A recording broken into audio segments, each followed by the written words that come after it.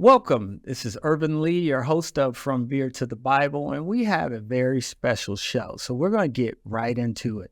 The title of today's show is The Finality of Addiction is Not the End. The finality of addiction is not the end. I want to introduce you to our guest, and I'm so glad the Lord put us together because I believe the Lord wants to speak hope, love, and peace and encouragement to parents of addicted loved ones. So let me introduce them. Introduce yourself, Dan and Lori. Well, Dan Moody and my wife, Lori. Hello. And we really appreciate the opportunity to be here too. I never would have thought I would be doing something like this, but it has been prayed about, and we were just asking God to help give more purpose to what we've faced here in the last 7-8 months. And I believe getting to share some of Matt's story and give some purpose to it is exactly answered prayer. Yeah, you all are what I would call pillars of strength and faith. Because just from the first meeting, I said, for everything you've gone through, I could tell how strong your faith was and how strong your belief in Christ and his ability to guide us through some of the most difficult times of our life. So I want to get in, and I'll start with you, Dan. Tell us a little bit about Matt's story. Well, I will tell you that it probably started the day he got his car keys. I've always thought back on that. Things just gave him more freedom to make choices. And unfortunately, the choices we make, that's what makes us. And he got into drugs at his 15, 16-year-old time frame, and it continued to escalate to, I don't think there's a single drug that he probably didn't use. And along with that, he had a tremendous amount of concussions. Played football for Southlake, and he loved to hit. And I remember he told me one day, he said, Dad, I love to have my bell rung. It feels so good. And I thought, that is strange. Who likes to do that, But he had a number of concussions there. He had a number of concussions wakeboarding. Mm-hmm. He had, through drugs, several wrecks without a seatbelt on, and tremendous concussions there. So we believe a combination of drug use and concussions brought him to where he finally ended up. And that's when voices as well started being a part of his life. And when the voices came, almost all hope disappeared because they truly controlled him. Yeah.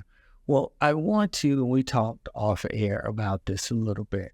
I want to introduce Lori. And Lori, tell us about your role and how you and Dan came to be. Well, Dan and I married in 2010, and Matt was, he was around 20 years old, give or take, maybe a little older than that. And I got to see Matt when I first met him. You could tell very involved in drugs and not super present in our lives. And then later, I got to see him somewhat clean up and enjoy being a part of our new family. So, yeah. As we look back and we talk about Matt's life, one of the most powerful things and courageous things that I saw was at his funeral when you gave the eulogy. And I want to talk about the impact of that on your life and your faith and your family. Well, I can say this. I can't imagine any family going through not only regular things that are going to come our way in life, but going through something like this. If you didn't have a faith, and my heart goes out to you, because even with that, it's a difficult situation. But having that faith, to me, you have a choice of your faith subsiding or your faith growing. And I can say through all this, my faith absolutely grew. And I'm very thankful for that, because that's the main thing that helped me through it all. I had many people say, Dad, I just don't understand how you're doing this, how you're getting through it. And I'd let them know I'm not. It's God that's getting me through this, and I'm not going to waste this opportunity in anything. I want to make the most of something that is so difficult, and not waste it. And so growing faith was a big part of that. Now, Lori, how did that impact you and you all's relationship? Well, it certainly gave me a lot of comfort, knowing that Dan and I were on the same page, relying on God. Didn't always necessarily make it easy, but most definitely comforting and unified in that. Tell us about Matt's life pre-addiction. Oh, he was full of life. He was a character to watch. Yeah. He early on, he was a bit cross-eyed and had these big, huge, thick glasses that he wore to straighten his eyes out, but that ended up being just part of his character as well. But he was always a compassionate child. In second grade, he won the Compassion Award, and there was a little girl in his class who was just embarrassed always and would wear the same clothes all the time to school, and you could tell just didn't have a lot of money, and would sit under her desk, and the teachers would tell us Matt would get under there and sit under her desk with her just to be with her, because he felt sorry for her. And then one day he came home and he told us that he wanted us to buy her some clothes, that she wears the same thing every day. And that was on his heart. Yeah. And so we did that. His mother went out shopping, bought her a few dresses, shorts, different things like that, but he was so proud to take those to school and give those to her. So, everybody enjoyed being around him because he was as goofy as I was growing up. And it was just a great thing to see. What was the toughest part of the addiction journey for you all? I'm going to say the dishonesty. With addiction, never changes. It comes with a lot of dishonesty. You're right. It's they just can't be truthful in a lot of things, and so seeing that come across when you would have conversations with Matt, you often wondered, is this the truth? Is this a setup? Is it, they have to be conniving because they're hiding something or trying to hide something that's very detrimental to them. So I think that just not being able to trust things that an addicted person would say. And I think for me, it was managing consequences. It's, when you have a young child, there's consequences for behavior. And now you've got a grown child that's making bad decisions, but coming from a place that we didn't fully understand. And so you want to help, but sometimes helping too much could be hurting the situation, So I heard a saying the other day, you can't punish the pain out of a person. And I thought that just reminded me of things that we would think about from time to time with Matt. Well, you said you were going to do this, you didn't. So we're not, or we are going to do thus and so, And that was hard because, I can tend to be a black and white thinker, and there should be a consequence for a behavior. Well, I'm not sure about that. I think that's the toughest part of dealing with a loved one in addiction. I had a lot of resentment against my mom when my mom just set her boundaries and said, I've done all I could do for you. I now have to just turn you over to the good Lord. And I remember thinking, what mother would do that to her son? But if she doesn't do that, perhaps I never come to myself and realize, man, you're in a really bad shape. You need some help. So I guess talk about the importance of setting those boundaries. And then I see this all the time with the families we work with. They set the boundaries, we agree to them. And then soon as the son or daughter comes, then the boundaries collapse. Well, and I can tell you, I'm glad you brought that part up because I was just thinking it. I got so sick of hearing the term enabling because it is so hard to divide enabling and your love for your child or person going through that addiction. You want to be there. You want to help.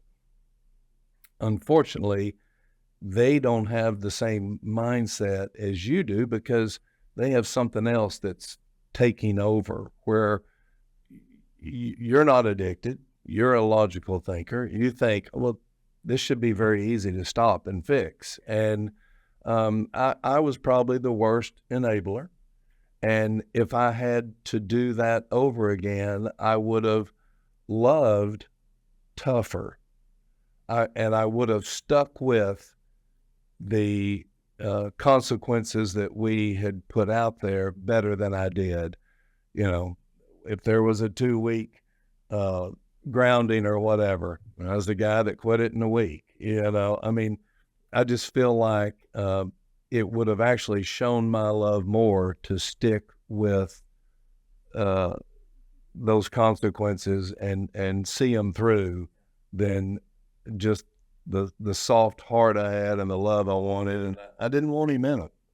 I wanted him to be better. I wanted him to feel better, but I think that was a mistake. I think that is a good lesson for our parents out there, that we all are talking about the importance of boundaries, not enabling, and giving your child tough love and consequences.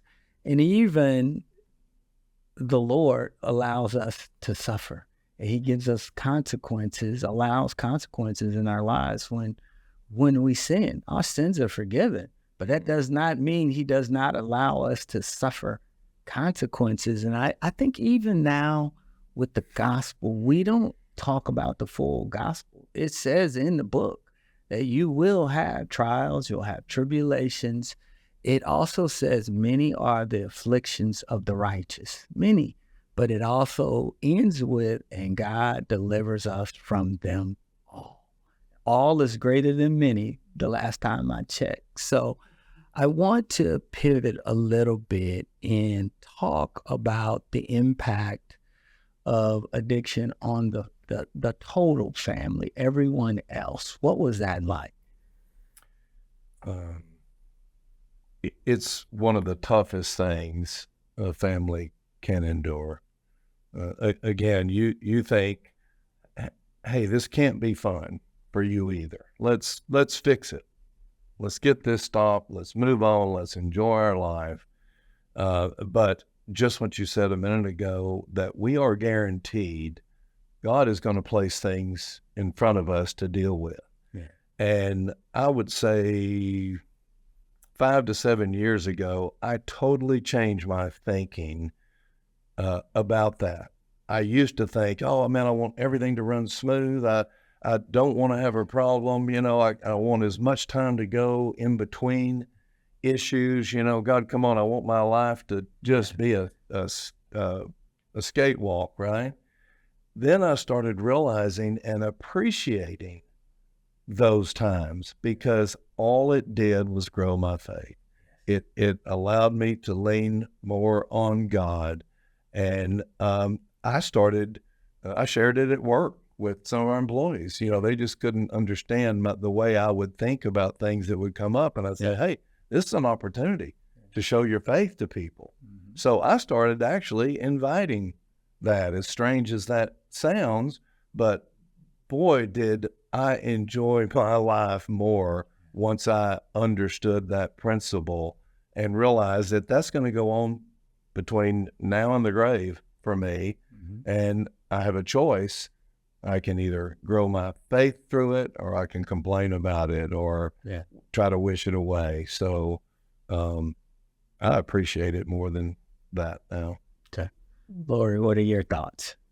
Well, I think that there's strength in community. Yes. And you talk about bringing it up at work or in friendship circles. That definitely did help us. It helped us normalize our lives when we could share Matt's stories, and also, I guess, expand the number of people that were praying for Matt and for us. Because back to your original question, family life, Christmas, some Christmases, we didn't know what to expect. Thanksgiving, how many people were at the table? And the people that were at the table are at the table. How are they feeling today? Yeah. Are they joyful? Are they on eggshells? Or are they sad? Mm-hmm. So, having community definitely strengthened our family in all those circumstances. Lori, that's a good point. Every holiday, there was something that took place. Every birthday, every occasion that you want to be just joyful, there was always something. And I mean, without fail. Yeah. I'm not talking about, I don't remember a one. And that's what the addiction brings into a family. Yeah. That's one of the hardest things to accept and deal with too. I can remember a Christmas a couple of years ago, and we didn't know where Matt was. He was living on the streets. Mm-hmm. And unfortunately, he didn't even mind living on the streets. His addiction was that strong. And we had all unwrapped all our presents. We were all enjoying ourselves. In my mind, there's still that part that I look around and I know that Matt's not there, but his stocking is. Yeah. And I get a phone call from him, and it was a panic call. Dad, you've got to come get me. Got a guy chasing me. He was shooting at me. I'm running through the woods, coming up with this elaborate story. And I still don't know if it was true or not. And I told him, I said, Matt, I'm only coming and getting you if you're willing for me to take you to a rehab. He goes, well, no, I'm not going to do that. And I said, then I'm not coming to get you. And I had to hang up. And I mean, you talk about the toughest thing, because we had been through every scenario. I knew now I had to start setting better boundaries for the family. Mm-hmm. And then I got a call back, 30 minutes later, where he said, I'm freezing. And he had a T-shirt on. He didn't even have a coat. Cold, obviously, Christmas. And he said, okay, come pick me up. I'll go to a rehab. And so we did. He was mad the whole way there, but that was another one of the rehabs of the many that we faced and tried. And unfortunately, the bottom for Matt was never found until his death. What kept you going, and why did you guys never give up hope that Matt would find sobriety while he was alive? What kept you going? I will say, knowing what was inside Matt, knowing the kind of person that was there. If it didn't, it would have been one of the more wasted lives that I knew. Not just because he's my son. I knew he had so much to give to people And I just thought, what a waste this is. And then eventually, as it continued, I started thinking, okay, God, I know what you're doing here. You're wanting to create the most incredible story that Matt would be able to work with people, share with people that were going through what he went through, assuming he had come out the other side, and they would not be able to fool him on anything. Yeah. And you know, he could share with them and be on their level and hopefully help others. And so I thought it just kept getting worse and worse. I thought, well, okay, well, God's just building a bigger story right here. And we all knew that was the situation, and that we had faith he was going to come out of it, and he was going to make a difference in the world. Isn't it funny how he did? Yeah. And he has, even in his death. Yeah. And we know he will continue. I mean, Matt just was and still is that kind of soul to help people even in his death. I'll tell you, if you've ever heard of Fellowship of the Sword, I had a friend, Mark Owens, that suggested that I get Matt into that program and do that week-long trip, and talked to Matt about it, and he was willing to do it, to just give an example of how he could make a difference in the right situation. Mm-hmm. If Matt was around drug people, he was the best drug person there was. If he was around good people, he was the best good person. If he was around athletes, you know, he got all in on that. So he goes to Fellowship of the Sword, and when it was over with and they came back, I had a number of people that came up to me when the bus showed back up and they all got on, that just said what a difference Matt made in their lives. There were pastors that go to this. Yeah. And I had a pastor come up to me and said, you don't know how your son has helped me and how amazing he is. And I thought, wow, a pastor is telling me that. You know, so it just continued to show me what I thought Matt was being groomed for with this story, because when he got on the other side, he was going to be powerful with it. Yeah. One of the things I love about you two is your transparency. Talk about the importance of being transparent on your journey to healing and recovery as parents of an addicted loved one. Well, anything but transparent can't be helpful. There's a lot of, for lack of a better term, gory details that come along with addiction, parenting, or even step parenting, especially maybe even an adult addict. So the gory details are important, especially when you come across other people struggling with the same thing. That's the best way to help them, is to share the details of the experience and what to expect, or you know, even where to find resources that may apply.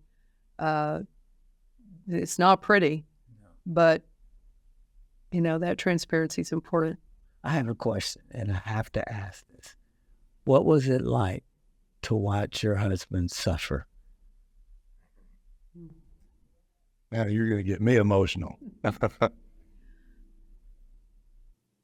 Of course, very difficult. Very.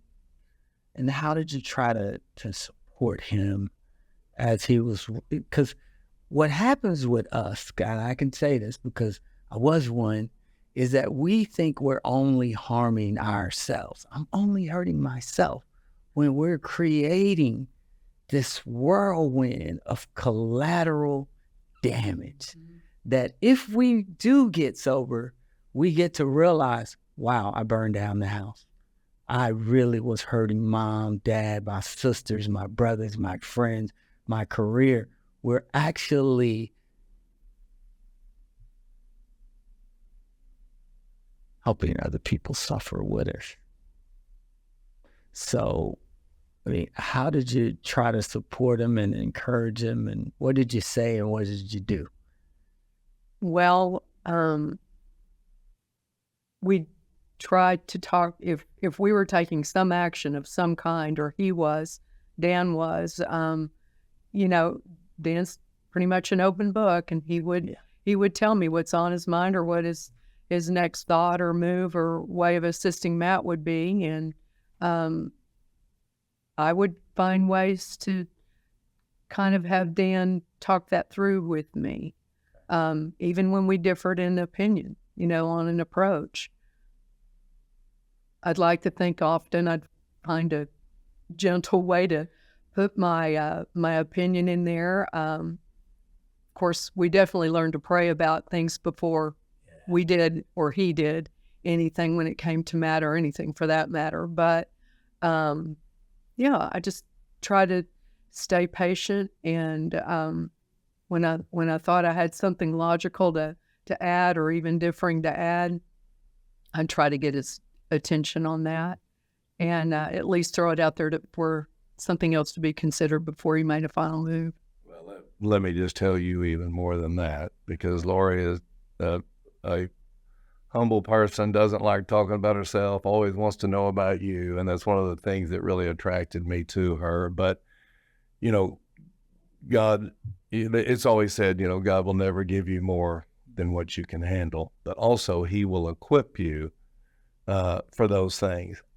I promise you, one of the biggest blessings is having Lori as a partner, because she helped me through things that I really can't imagine I got through, but was always supportive, never complaining about it, never, well, you just need to get up and do this or do that. It was always with a loving heart. And so God blessed me with a partner to help me through what I didn't know I was fixing to go through. So I definitely want to suggest that to anyone listening.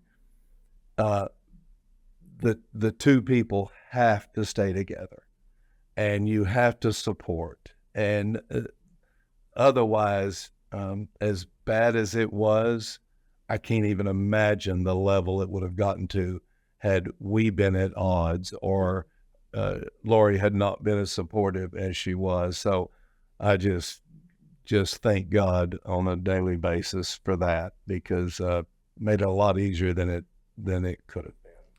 Talk to and tell our viewers what life is like today on the other side.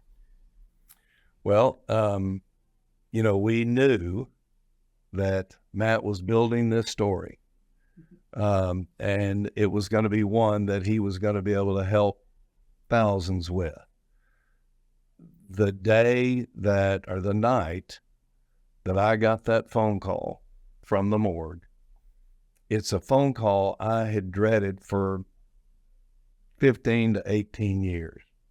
I just always feared that phone call, because I knew when you're dealing with drugs and out of control and out in the world and driving and whatnot, you just don't know what's going to take place.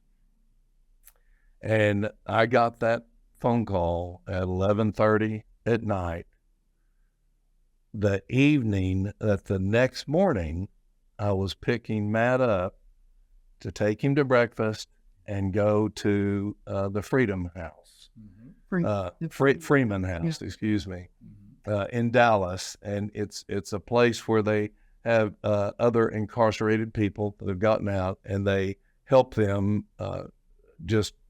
get themselves back in to society again. And so I was 11 hours away from that happening, and I just knew this was, again, going to be the beginning of the great story of God healing Matt.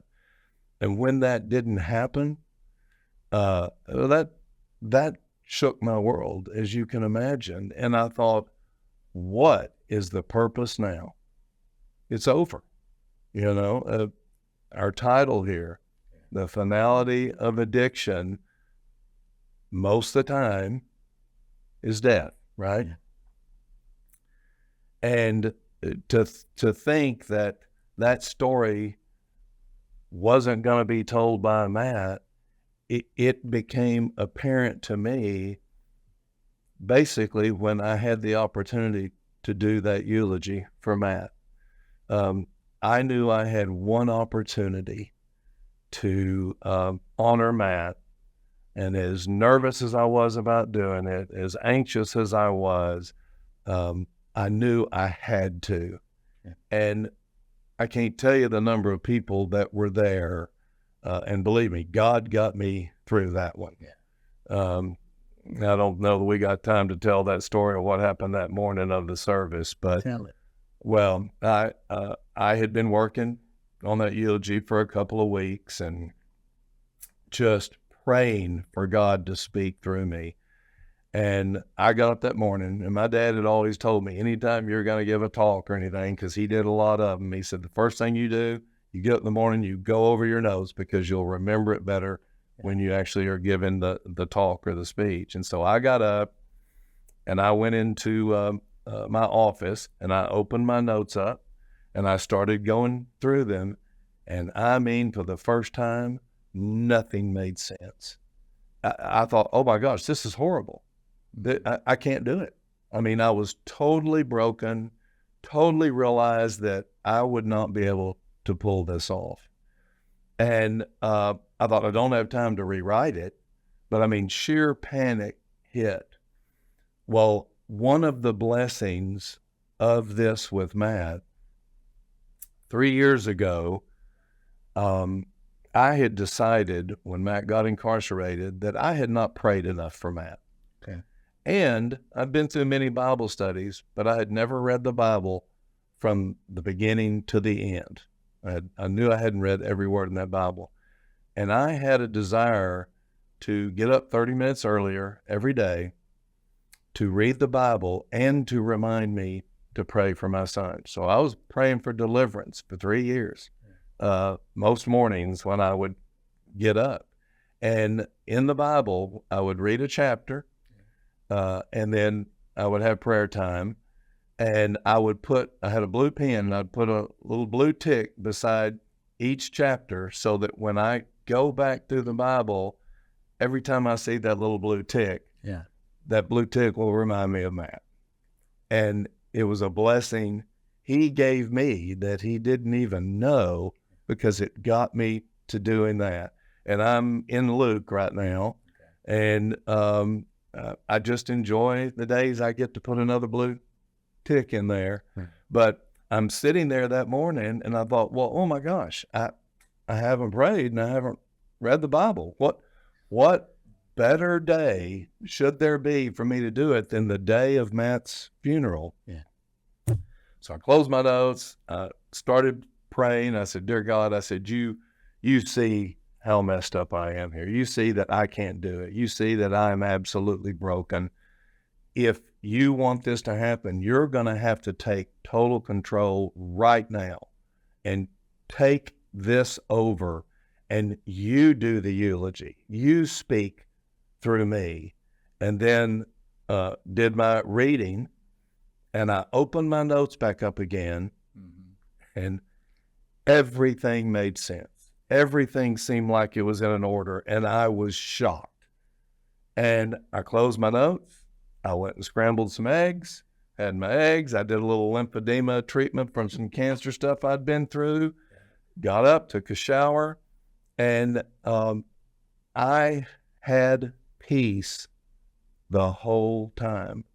Because every day up into that, I would wake up being glad it wasn't the day that I was going to have to give that eulogy. But I mean, God took over, and the number of people that have come up to me and just said what a difference it made in their lives. Yeah. Some of the things that were said, and the honesty, and just the story about Matt, and they just appreciated that they got to know some background to it. You know, it was just, it was a blessing. And I realized then, I went, oh, wow, this still can happen. Matt's legacy can still make a difference right here. It just might have to be through us. And so I started praying then that God would provide us that. And if he wanted to use us, we're there. We weren't going to go out and search for it. Yeah. But if he wanted to use us in any way, I wanted to let him know that we were willing. And then, what was it? 7-8 months later, we get a call from you asking if we were ready yet to tell Matt's story. And I went, oh, wow, this is what I've been praying for right here. So we never really hesitated to come on and want to share, because if we can help one family, one person know that this is possible to get through, as hard as it is, we want to share that, and we want to let them know they're not the only ones that ever went through it. But I love having you guys on the show, because the Lord uses this platform to show the range and the latitude of addiction.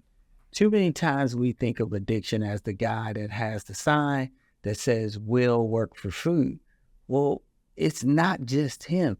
It was me. At the time I fell into addiction, I was a business owner. I was successful. I probably didn't look like what most people thought was a raging drunk. But lo and behold, that's what I was at that time.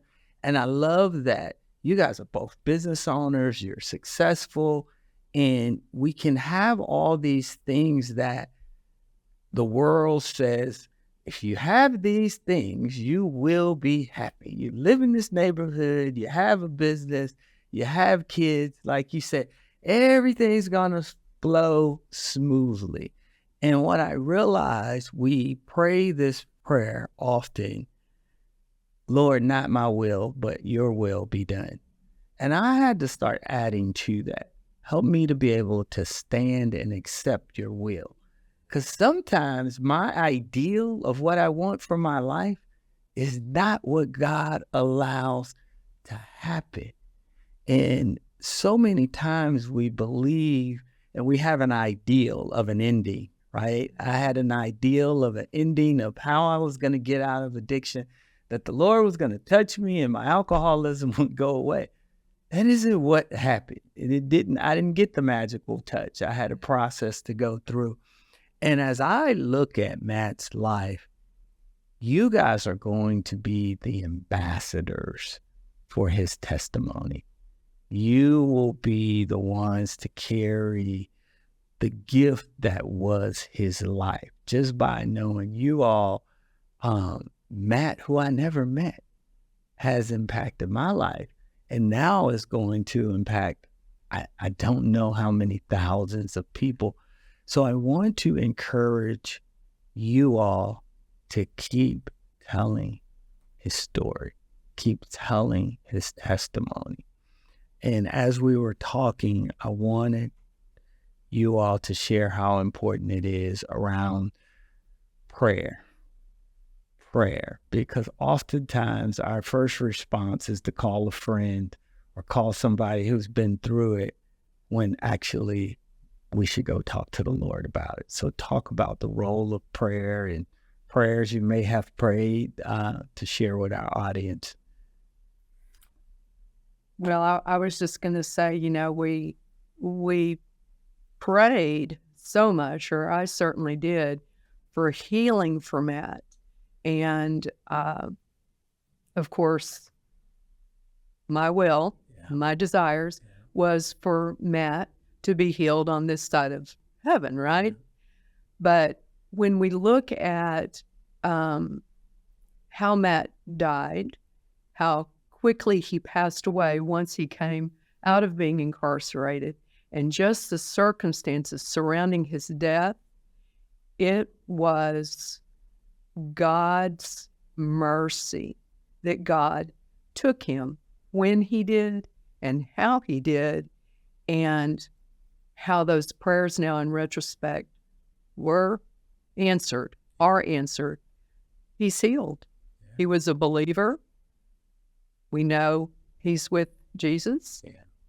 And he didn't have to suffer with those voices in his head and try to find his way outside of incarceration in this world where things are tough. It would have been, God could have done anything in a heartbeat. We know that.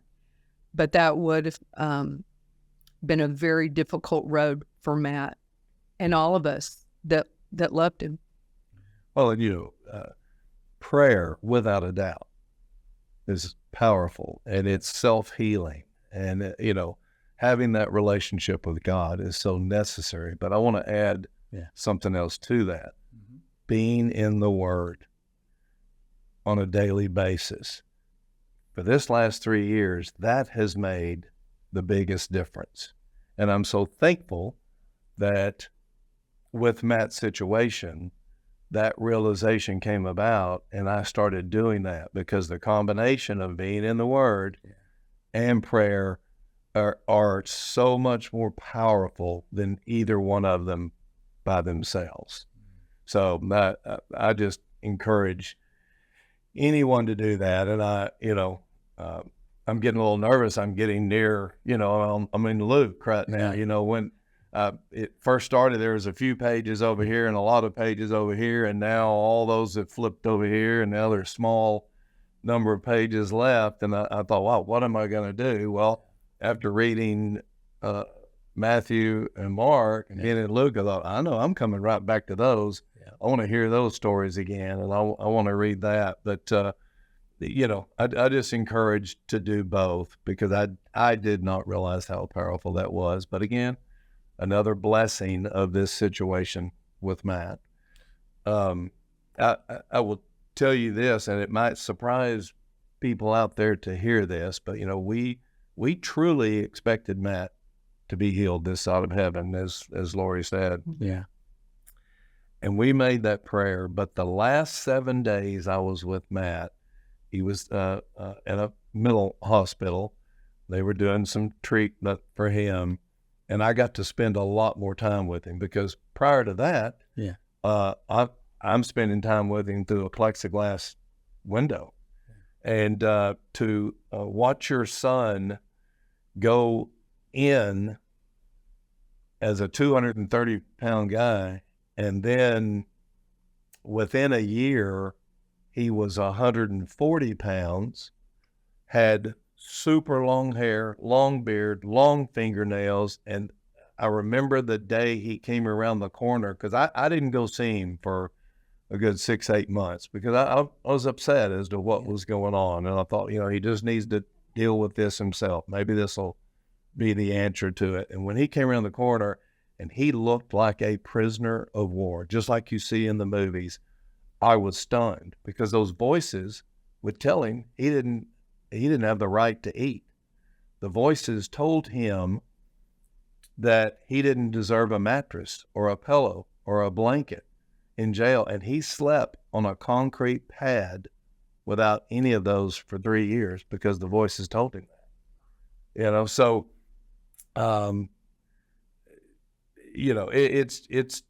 it's just beyond what we would have ever imagined that we would go through with Mel. Let's talk about, oftentimes now through our ministry, when we do our intake process to help people find treatment, we are seeing that they have what's called co-occurring disorders, like Matt, where they have the addiction, but they also have mental illness, or we're seeing in the ladies now, bulimia, anorexia, also coupled with the addiction. I guess talk about how hard it is when they have the dual diagnosis of addiction coupled with like a mental health or something of that nature. Well, that's the tough part. That's when it can almost seem hopeless. If you have one or the other, maybe there's a way to get through. But we did every kind of medication you could think of. Matt would find ways of abusing that medication and use it in the wrong way, where it could have been a help. It actually made things worse. Or he didn't like the way it made him feel, oftentimes right. too. So, Side effects. right.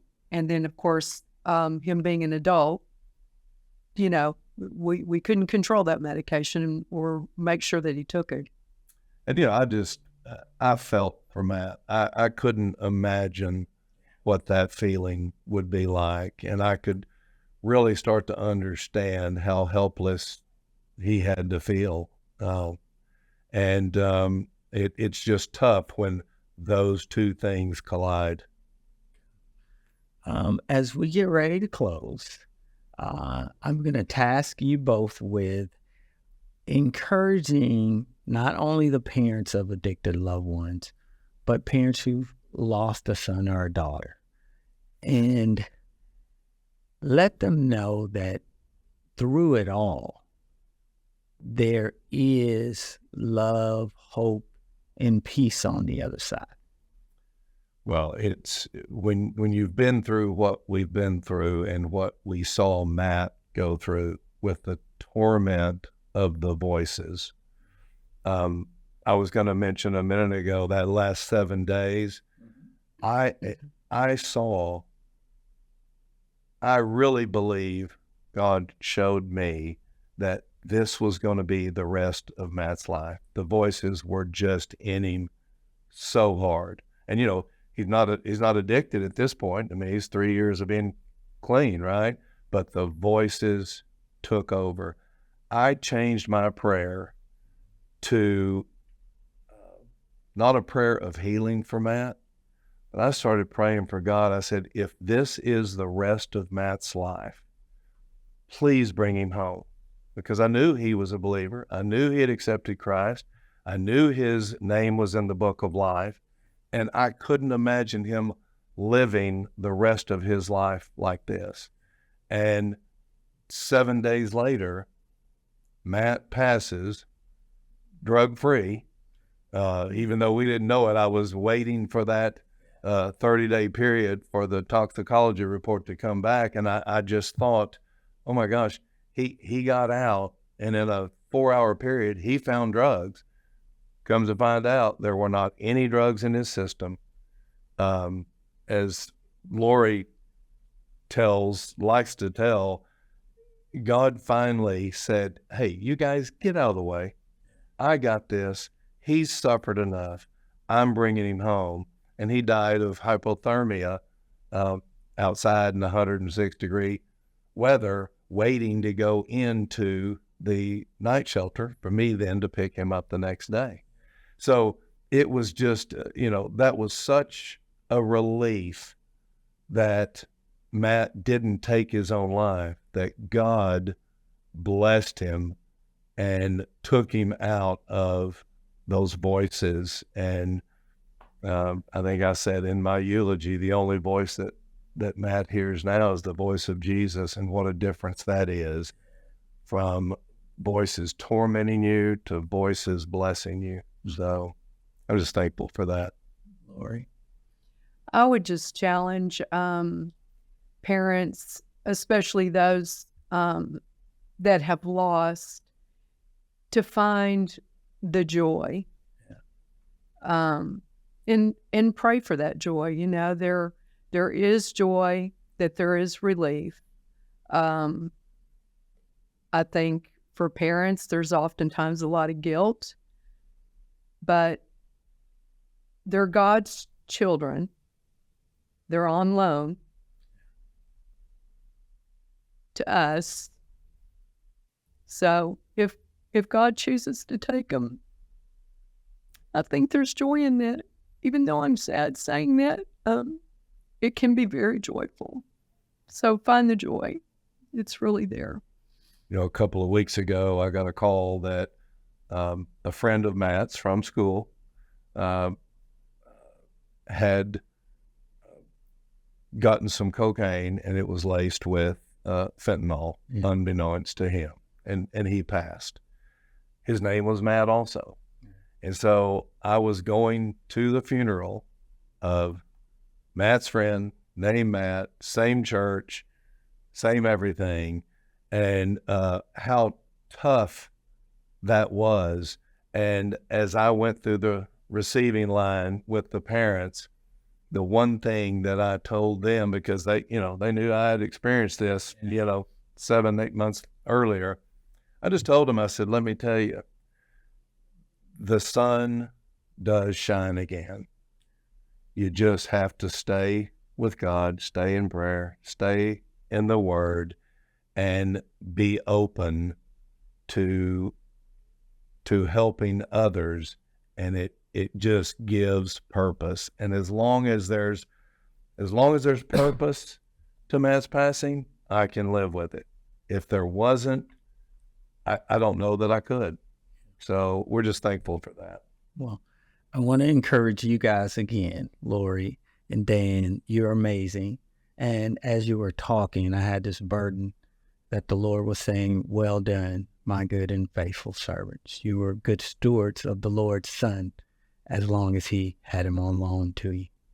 So, and please continue to share and steward his story well, because there are so many people out there, families, mothers, daughters, brothers, sisters, who the Lord will bring to him and bring true recovery, freedom from addiction and mental illness through you all. So thank you. Absolutely. Today has been a very different show for us, and it has touched my heart in a way that it hasn't been touched in a long time. And I will say it to you this way. In Christ Jesus, there is life, even in death. There is life, even in death. God is love, and nothing can separate us from the love of Christ. Nothing. Not death, not addiction, not mental illness. We love you, and we will see you soon. God bless you. Thank you for tuning in to this week's From Beer to the Bible. Make sure to like, share, and subscribe. You can find us on YouTube, Facebook, Twitter, and Instagram. And remember, we're always there for you.